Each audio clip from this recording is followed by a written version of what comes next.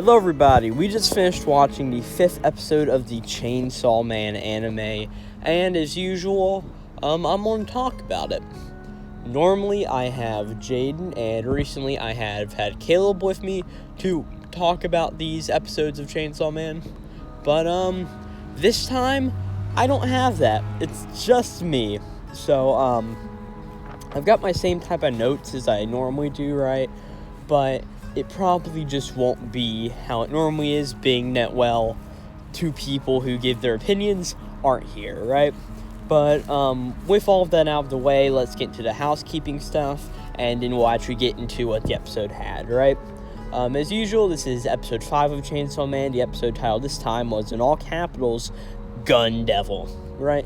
Very relevant in the series as a whole, and this is where we get introduced into the idea of the Gun Devil, right?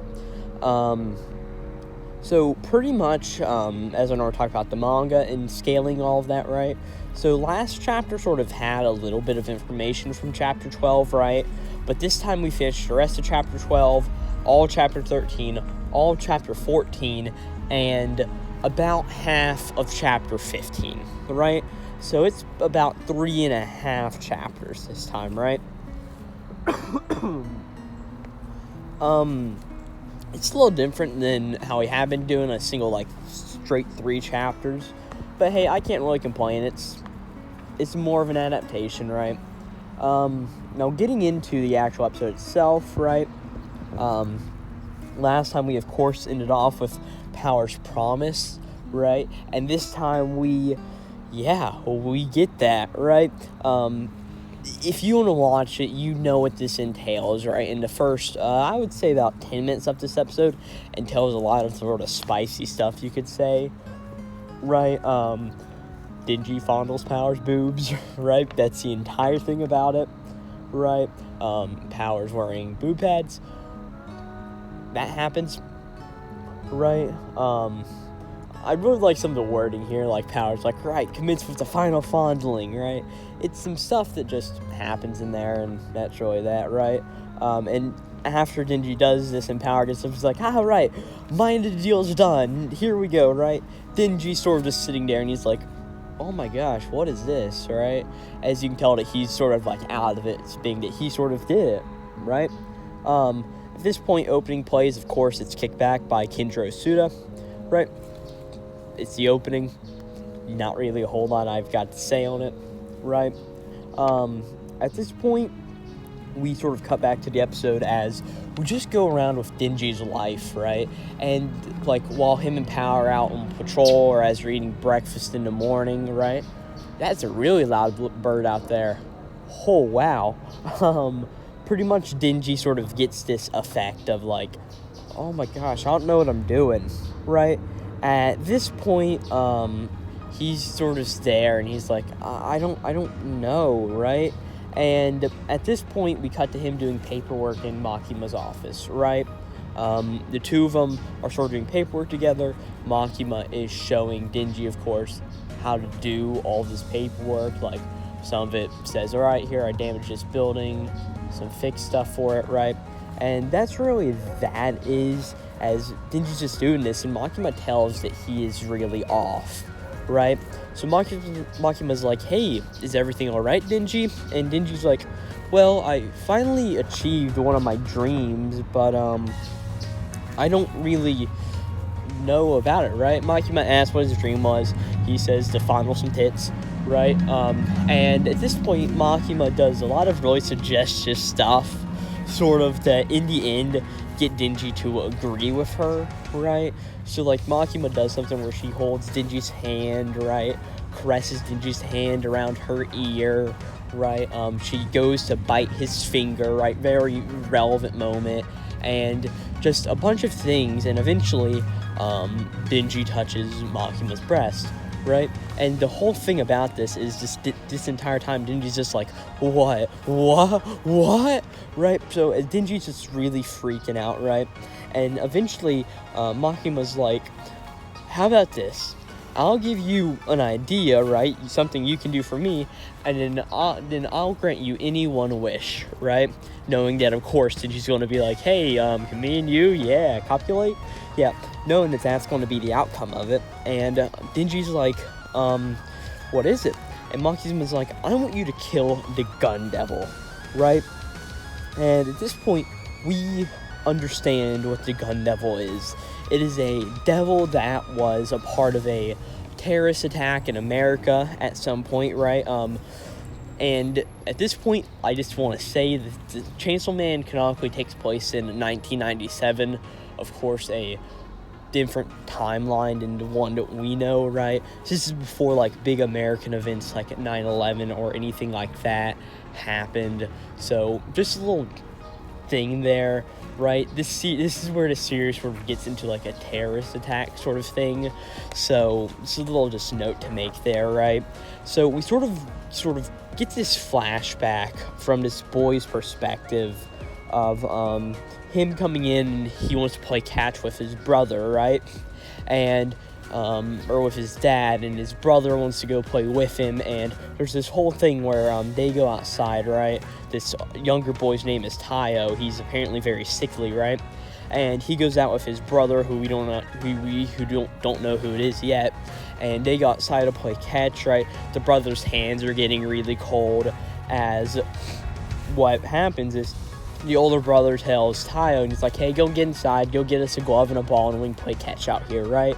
So he goes in to do that, like, waves to his brother as he walks in, right?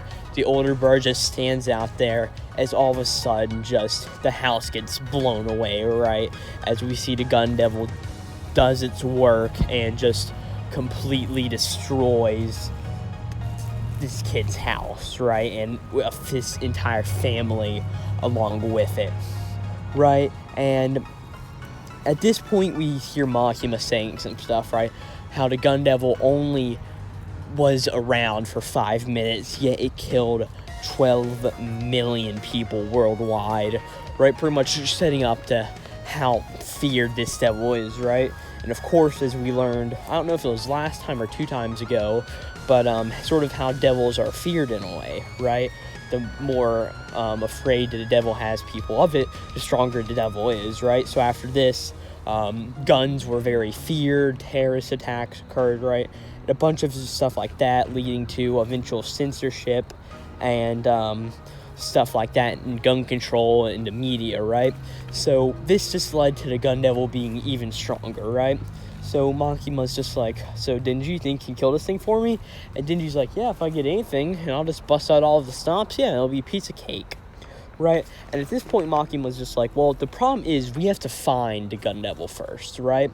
And he's like, oh, we do, right? I didn't know, right? And we understand this other sort of mechanic about the gun devil, about how it moves so fast to where it, its pieces of flesh just fell off. So it's this whole idea of you've got to collect all these pieces of flesh to find the thing itself, right?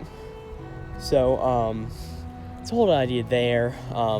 So whenever there's enough of these pieces, you will be able to fully find the thing, right? It'll drag themselves towards it, right? And at this point, we cut out to 2 of our characters, right? Aki and Helmeto, who are there, and they had just killed a devil, and we see Aki pulling out a gun devil flesh piece out of this guy, right?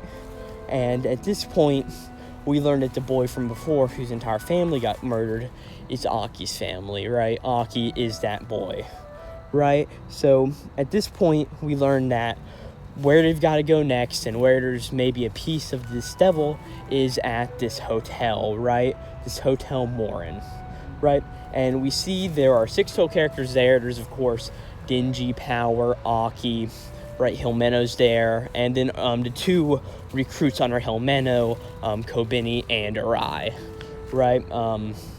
Pretty much there's a whole thing where Denji's being really cocky because he's like, oh yeah, are we sure this isn't the gun devil itself, right? And Aki's just being very serious about it, right?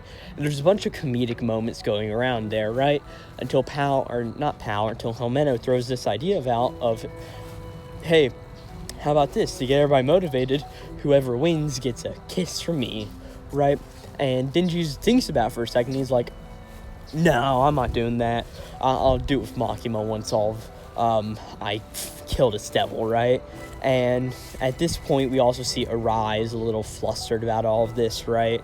And this leads up to a thing where Himeno's like, all right, it'll be a kiss with tongue, right? And at this point, both Denji and Arai are like, all right, who can kill this devil faster, right? Whole really thing there, right? Pretty much Denji just goes around, and the two of them are just inside, just trying to fight everything. Is like, Himeno's like, I just love teasing boys, right? As we see Aki's just standing back there, and Aki asks Himeno, like, hey, what do you think of these new recruits, right? And at this point, there's sort of a thing where, like, oh, Arai, it doesn't have a lot of power, but he's very courageous, right? While Himeno knows her stuff, she's just very timid, right? And then Aki's just like, well, as long as the newbies don't die, it'll be all right.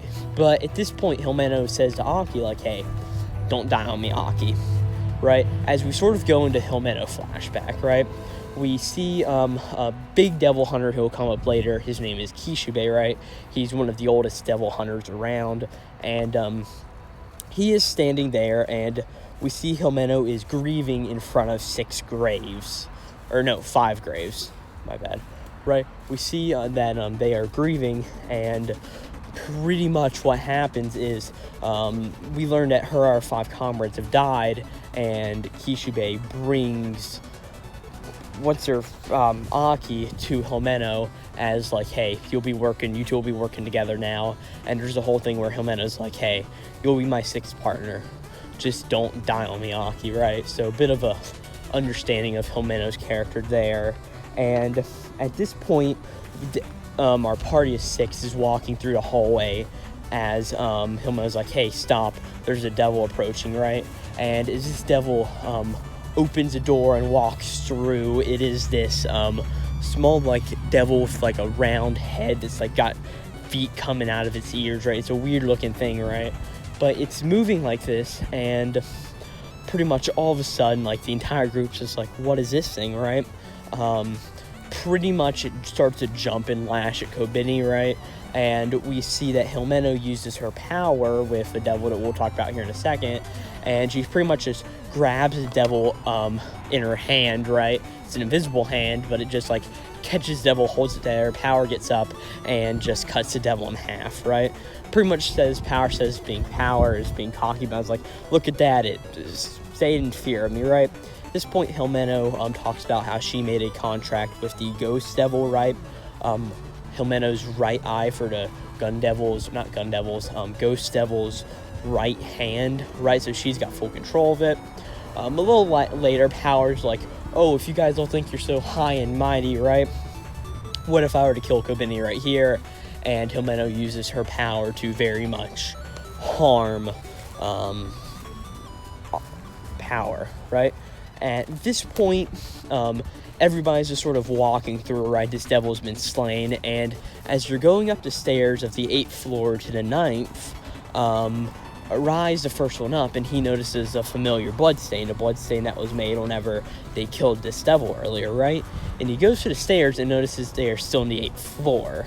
And the episode ends as Arai walks back down the steps, and he comes up from the 9th floor, showing us that this room is trapped in a loop, right? And as all of the characters realize this, Kobeni lets out a scream as the episode ends.